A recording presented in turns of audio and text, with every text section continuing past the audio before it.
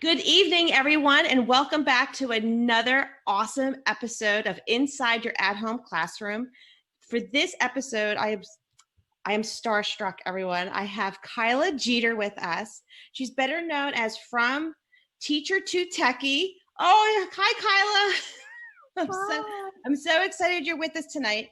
Kyla, she's a fantastic educator. She is an instructional coach for a team of teachers in South Carolina. We're going to hear all about her tonight. We're going to talk about engagement in the classroom as well as supporting virtual learners at home. We're going to talk about her. We're going to talk about her views on reflection and changing gears. Pretty much weekly, right, Kyla? We talked about that. Yeah. Okay, so before I just go off about how much I love you and we could be here forever, I'm going to turn it over to you. I want you to tell us all about you, your teaching background, and what this year, what it means this year for you and your teachers. What's going on? Okay. All right. So my name is Kyla Jeter. Hi, everyone. And I am the Technology Integration Specialist at an elementary school in upstate South Carolina. I'm starting my 5th year as an instructional technology coach. Before that, I taught 2nd grade for 10 years. And so becoming an instructional coach is something that I've always wanted to do for technology. I fell in love with it. My first year teaching, we had a technology instructional coach, and when I didn't know that was a thing, but when I saw her, I was like, oh, I want to be her.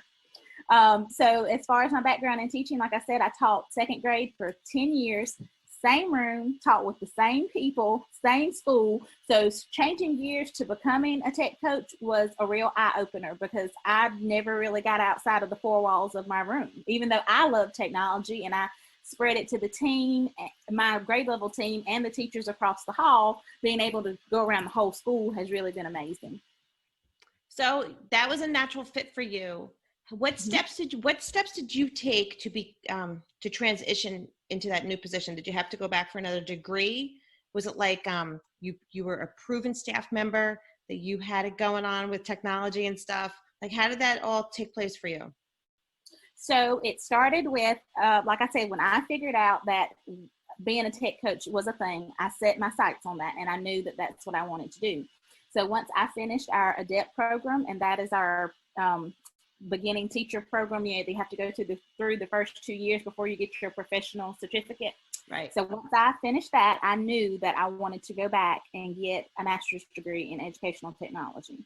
So I found an online program. I went through Webster University, and I completed that in 2 years. And so once I finished that, I knew that, my sights were set on it. I wanted to find a tech coach job. But by that time, the position had been done away with in my district. We didn't have anybody. So I kind of became the technology support teacher for my building, and everybody came to me. Yeah. I mean, it wasn't official at first, but everybody came to me. I would troubleshoot problems for all of them. So then after we changed leadership, we changed to a new superintendent. The position came back, and we used to have one person for our entire district. So that was 4 elementary schools, 2 middle schools, and 1 high school. So they changed it a little bit when the position came back, and there ended up 3 positions. Yeah. And so I had the elementary position, but at that time I still served 4 elementary schools. So I was a traveling teacher then. I can really identify, with those problems. I used to have a hashtag, traveling teacher problems. Yeah. Yeah. Yes, I'm familiar. I know that the designated parking spot, right? Yes. So it has been a wild ride, but now last year was my first year in a new district, and now I'm only housed at 1 school. Oh, that's so exciting. Congratulations. Yes. Okay. So it has been a wild ride. So now that you're in a new district, you're in 1 building, you're supporting the entire building. So tell us about what kind of support, what does it look like for this school year? Like, what are your teachers up against? What's going on? Yeah, a lot. We are doing the hybrid model. So we have an A cohort and a B cohort. The A students come on Monday, Wednesday, and the B students come on Tuesday, Thursday. And it's divided by alphabet. So if you are, I think, through L, you are in the A group, and L to Z after that is in the B group. And then on Fridays, everybody meets virtually. So no students come to school on Fridays. They all meet virtually with their teacher. And then, so I serve students from two students and teachers from 5K through 5th grade in my building. But then to add an extra layer, I have one teacher per grade level that is virtual. And that means completely virtual. So their students do not step foot inside of our building. And then to make that, put another little spin on that, all of our virtual students are not from our building. So the majority, I say about half of our students are from our building, but then we also have students from other schools within our district that are virtual but have my teacher as their homeroom teacher. Okay, so they're on your team. Okay, that is a lot. Now that you have, so you said you have a dedicated teacher for virtual, right? Mm-hmm. Are the classroom teachers supporting anybody at home? So only on their remote days. So they have to provide remote work for their students on the off day. So and you said that was Friday. Oh no, well the B students, when they're at home on the A days, they have a list of work that they have to complete. Okay. And then the same thing, flip flop. And then everybody is virtual on Fridays. Okay. So you see how easily I got confused? Yes. I can imagine what the Kyla Jeter brain must be like. I mean, if it was like a mind map. Throw in there my own child who's in 1st grade, and so I have to remember, okay, is he an A day or a B day? And we have to pack lunch this day, and so it is wild. Oh, that is so true. Yeah. Okay. We actually, at first, we intended to go 5 days a week after Labor Day, but that's not going to happen just yet. So that's been postponed. Okay. So my home district where we live, that's the plan. The elementary schools are going 5 days, 9 a.m. To 1 p.m. No lunch, but I think they're going to work in a snack time. So I'm anticipating them eating lunch at home with me. So one thing about instructional coaches, especially with technology instructional coach, I think everyone has the perception that they're just teaching teachers how to use technology. But one of the things that I'm always drawn to you and your PD and your YouTube videos is that you also promote engagement, instructional strategies. That's a big part of the instructional coach's job. And I think everyone needs to hear that from you tonight. Mm-hmm. Let's talk about engagement and what you do to promote engagement with your team. Okay. So we have actually had several training sessions during the summer and after school to try to prepare teachers for this, change in instructional practice. And I try to, no matter what app or tool or whatever I'm suggesting to my teachers, I make sure that it's in line with our, good practices for instruction. And I also try not to overwhelm them. There are tons of things out there that you can suggest. So I try not to give them too much at a time. So true. My whole theory about this and what I tell them all the time is when they are feeling overwhelmed, I said, okay, how do we eat an elephant? One bite at a time. Yeah. So we just take it by chunks. Yeah. Yeah. So we've recently, my teachers this year, they have really gotten into Flipgrid. So we started with that. Yeah. And we tied it in with something that we were already using. So we were already using Epic within the classroom. And that, that's a reading platform that has all kinds of popular books for students to read. And so I just showed them how they could take something, and I try to do this with all of my instructional tools. Tell them how they can take something that they're already using and put a little spin on it and make it even better.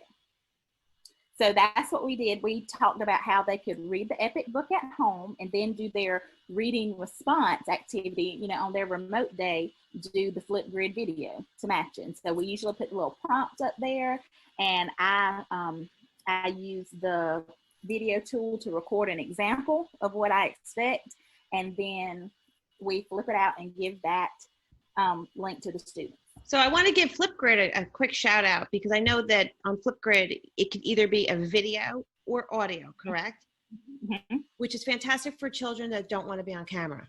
Yes, yes. I've heard that many times over the last few years. The teachers are like, but I have kids that don't want to be on camera.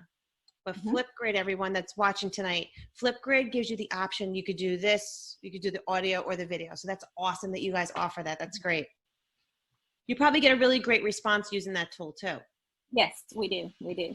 Right. And the kids are excited, you know, they think that they're going to get to converse with their other classmates that they may not be in the same cohort with. So, you know, if you have the same assignment for your A day and B day students. Yeah. That's cool. So there's an opportunity for some kind of collaboration, cooperative connection.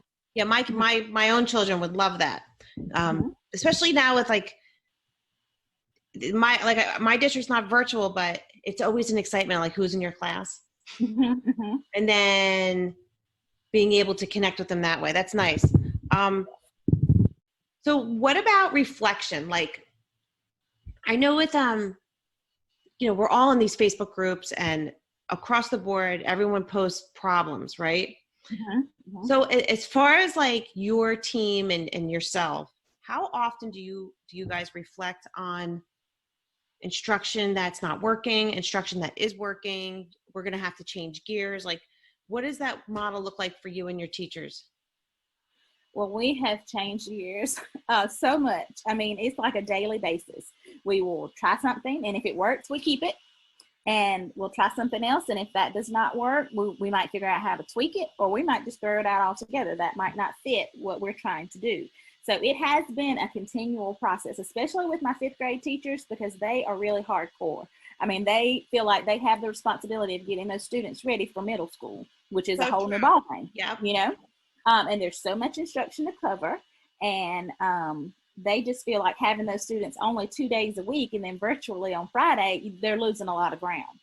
So we've tried to just through trial and error think through ways that we can still teach students on their off day. So even when they're not at school, so they are still gaining, you know, it's not just a review, they are still getting the same information that those students in class are getting. So my 5th grade teachers now, when we first started, they wanted to, on Fridays, do their little mini lesson and then send the students off to work and then come back and check in with them. So they tried to do the mini lesson live, and we just had several bumps in the road, several, you know, of course there is some difference between how techie my teachers are, even though they're on the same team. So, you know, switching between and sharing screens. And so anyway, what we have come up with now is they video their lesson, their mini lesson ahead of time. So we do like a modified flip lesson. And then, so once they video that mini lesson, they send it to students. The students watch it, then they check in with them, they discuss the mini lesson, they talk about the next steps, about what they're going to go and do for their independent practice. There may be some guided practice, you know, in between there. And so that has worked a lot better. And they have really fallen in love with Loom toward creating their mini lesson. Okay, so in the comments, we will leave a link for Loom. Loom is free. I don't know if there's a paid level subscription. I'm sure there is, but the one I've used is free. So that's a really great. Loom is to screen record. It's and a lot of people have seen it. I feel like, but they didn't know exactly what it was. So the way I distinguish between it is, if you know, they have the little circle down in the bottom. If their video is in the little circle, then I know they're using Loom. Oh, okay. So there's like a little watermark. And no, your video is in a circle shape. Like a lot of the other screencasting software, you know, you have the big square picture. The Loom is round. Yes. Well, thank you for that tip. I don't think I noticed that. Okay, I'll have to go back and check. I feel like it's less invasive than the big, you know, on the side. That's cool. All right, so that's great. So we'll definitely leave the link for everyone for that. That was a really great example of like delivering the mini lesson, and so an example I would give if something not working is like if week in and week out someone's delivering Google Slides to their students. with maybe live Zooms, let's say. Mhm. And then they're finding students aren't completing the Google Slides assignments. Mhm. To me, that's the, I wouldn't, I always said it's like an opportunity to reflect. You know, you can reach out to an instructional coach and be like, this is not working and I need another way to deliver this, or I need a way to check in. What do you do with your staff as far as like, do you focus on social emotional health with your staff, or is that a counselor? Like, what do you do? Uh, What do you promote amongst your staff to work with their students, like as like a mental health check-in or social emotional check-in? so it is a little of both. I mean, even though that has not traditionally been my job, it has become, more of my job with this unique situation Yes. that we're in. So we've checked in using Google Forms. We have actually had teachers meet with small groups of students. So instead of the whole class at a time, meeting with small groups of 4 or 5 at a time and kind of discussing those things. Um, so So the teacher will do it. What about, does the school counselor jump in and do small group? yes. So she has done, I don't think she's done very much virtual. She has done face to face, and that's what her concentration has been when she goes into the classrooms to do her lessons. She's talked a lot about that. I would say when the students are in the building for the face to face, that is like go time. That is like, they're here. We need to get it all in. There's probably the day is probably fully packed. Yes. Yeah, I wouldn't let a moment go by without having something scheduled in there for okay. So back in the spring, I know you purchased some cool things to deliver your virtual lessons from home, as we were all home in the spring, right? So I think it's right there. I could see Yes, it. it is. So let's talk about lighting. Now, I know you love this. I do. Do you promote these types of things with your teachers? Or is this a Kyla Jeter thing?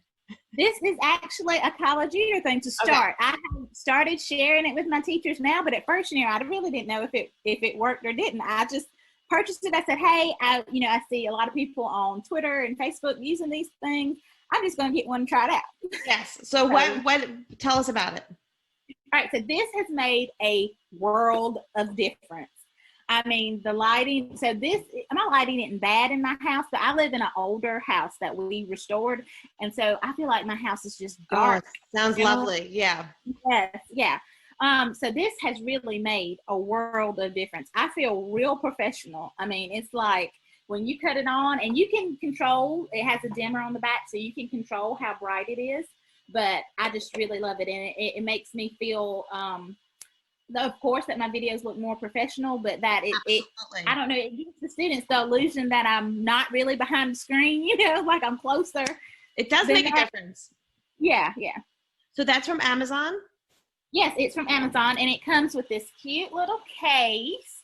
It is the newer version, so it comes with this cute little carrying case. And then I've only used the white attachment, but they also come with these orange plates that you can put across the light. Right. But very easy to set up. I mean, I'm not the best when it comes to putting things together, but it was very easy. I really like it because it has this gooseneck. Yes. Oh.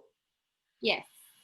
So, and then this version, I've looked online at several people's suggestions for ring lights, and they talk about buying a separate attachment to hold your phone, but this version actually came with the phone holder already. So if you have the link, can you drop that in the comments for everyone? Yeah, I most certainly will. That's fantastic. So yeah, so Kyla's ring light came with the attachment so she can put on the phone. She can put the phone right in there. I don't know when you would use that orange light attachment. The orange filter. I'm not sure either. I have not gotten I would. Now the goal is to brighten the light, not to make it. It's just, I don't even know. Yeah. About that. Oh. All right. What other what device do you use at home to deliver virtual lessons? What are you recording on? What do you use? So I have a ton of devices hooked up, as you already know. Yeah. So I have several cameras hooked up. So I'm using my FaceTime cam right now that's built into my Mac. But then if I need a different angle, a better angle, I also have this AverMedia webcam, and it's very inexpensive. Our district actually bought these for us, but the picture is like excellent. The picture quality is very crisp. I mean, I am in love with it. So I had never even heard of this brand before, but since I have it, I mean, I really do. I would suggest it. So somebody would just clip that onto their laptop, and then instead of using the internal webcam, they would select that as the external. We need the link for that also. Yes, I will. And I have mine set up now, so I don't have it on the top of my Mac. I have it on a tripod behind my setup, so that if I needed a wider angle to show the setup that I have here today. So you're just selecting where. Yeah. Oh, wow. So here, I can show you. Let's see if it'll work. Okay. So there we go. I have changed to this camera. And that's amazing. Is everybody having like an aha moment? Yes. So the camera's just clipped on something in the room. Yes. Actually, so I have to admit, when you first asked me to do this, I was like, I just did not know if I can do this, because I am really on the struggle bus here. I am that busy mom of two who is just trying to make it, trying to survive, trying to get this unique school year.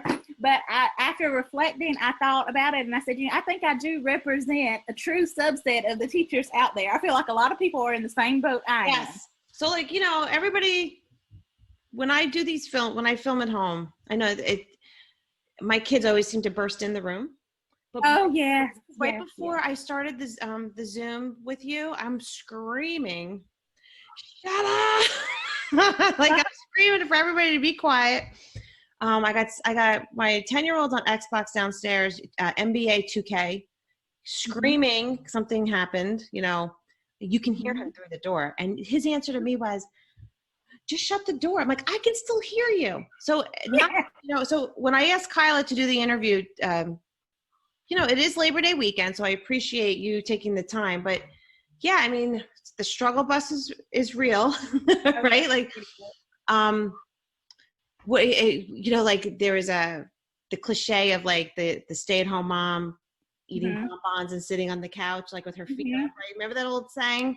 Yes, it's far from the truth from anybody that thinks that teachers, that's what we're doing. We're like laying around. I have a girlfriend that canceled plans a couple days ago because she's just so overwhelmed with back to school. And she showed me the picture of her pile of things to get through. So I know, listen, anybody on your team would be so lucky. You are so supportive and so amazing. So you're in a Google district. Well, some of our schools are Google, so it's different. In my old district, we were all Google. So wait a minute. So within your district, some schools are Google, some aren't. How does that work? I would think everybody would be on the same, no? No. So we have some schools that I guess are technically a part of our district, but they kind of do their own thing. We have a charter school that's technically within our district, but I think they are Google. We also have an early learning center, and they have 2K and 3K, and all of our 4K is housed there. So they use Google. And then we have our alternative school, and they are Google. And I think the main reason they are is because they get students from other districts as well, within our county, but from other districts. So if they use Google, no matter what device that district has provided that student, they can still have access. Right. Okay. Because like you're Google. But now I am a Google lover, so this has been very difficult for me because we are a strong Microsoft district. But I will say that I have found workarounds to where my teachers can still use Google. So we can present, our teachers do have Google accounts. So maybe I should go back and say that. All of our teachers do, because they need it to log into their active panels. We have Promethean active panels. Right. In each classroom. Okay. Yes. So we all have teacher Google accounts. And so they can make their slides presentations, and they can even send out forms to their students as long as they don't require the student to, require it to collect their email address, their Yes. Google address, require them to sign in. So we are still using some Google things. Okay. I know, like when I do like a digital escape room, I'll make a Google form, but I'll make it so they don't have to log in. And a lot of times teachers will contact me and they're like, well, can I have access to the form? And I'll just be like, don't even bother. Just have them complete the form because, yeah, I mean, it's, what do we call that? Like, when the autoresponder that says they've completed it, congratulations, and that's enough for me to, you don't have to collect emails every time. And yeah. Okay. So I will say though, disclaimer. So my dance teacher, we have dance as a special area in our school, and she has been using a lot. Fantastic. Yeah, that is. Yes. And so she did the workaround and just didn't have it collect email addresses and use the Google form, but she forgot to put a spot for name on there. So if you do that, you have to put your very first question needs to be, what is your name? So you can track it back to who it belongs to. Oh my God, that's so true. That's a really good lesson learned. At least get the name right. Oh my God, You're right. Okay. Well, thank you so much. I see a follow-up in our future.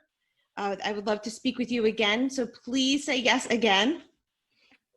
Please. As long as you don't mind somebody on the struggle bus, I'm good. No. I listen.